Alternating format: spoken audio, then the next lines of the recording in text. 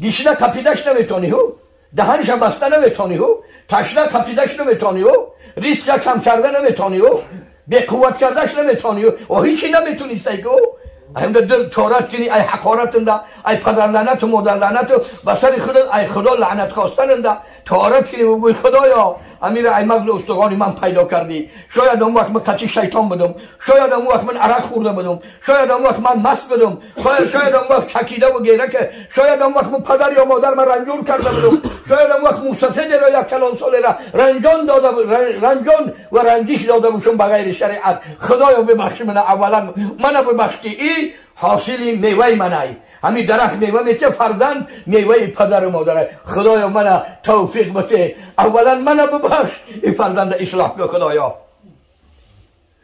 خداوند 100 آیت قرآن گفته است ادعونی استجب لکم، 100 آیت قرآن دعا آمده است، 40 ربنا آمده است که دعا کنه. ربنا یا معناش که بنابر لفظ جمع آوردن که همه مخلوقات و موجودات تو پروردگارش هستی. که در کلمه ربنا کسی اگر ربنا بگه دعا کنه، اکثریت علمای دانشمند گفتن اهل طریقت به شریعت که دعای او اجابت های. انا رضا شدن خدا، ما آن چیزی به سر خودمان آمده همون را مردم بگیم که کسی ملال نشوه. نیکی ملال بغیر شریعت شده باشه، برای حق ملال شده باشه، برای حق گفتن ملال شده باشه. خدا سلامت باشه. اگر حقش خورده باشیم، چیزش گرفته باشیم، مالش گرفته باشیم، به زوری یا به ظلم یا به دزدی یا به فریب یا به خیانت دعوا کنه بچیمش که دنیای پهیلی های آدم ها یک کسل میشید. صحت ها می اومدن میگفتم پهیل مکنان و نمک تو بسیار خوردیم، کسای درگات چکه و دوخت تو بسیار خوردیم.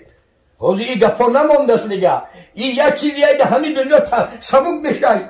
360 پیوندت از معصیت، از گناه و باری گناهی که مردم خلل داده یا زلال داده یا ظلم کرده یا ستم کرده یا غدر کرده یا خیانت کرده یا دروغ گفته یا تهمت کرده یا بهتان کرده یا نادیده گفته، ای همون خلاص میشه. می اومدن ساعتا پهل میدن، کسلی میگو که بیمار شدیم، یکی گفته نمیشه درد نه، یکی مرگ نباشه، ما را ببخشید شما خیلی چیزی نان و نمک تو خوردیم، چیزی که حق و حقوق تو دمان رسیده است رضاش ببخشید گفته.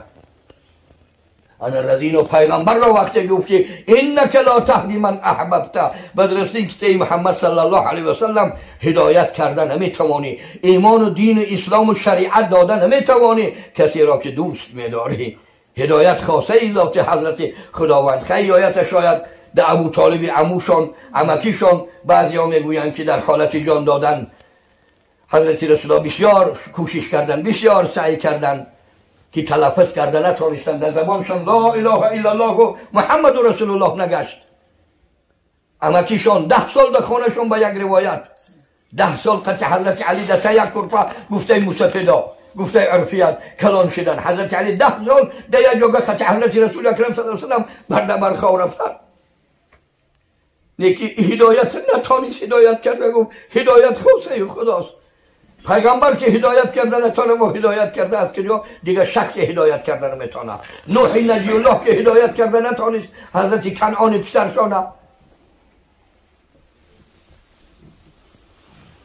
در نوح روز چند با بدان بنشست و خاندان نبوتش گم شد.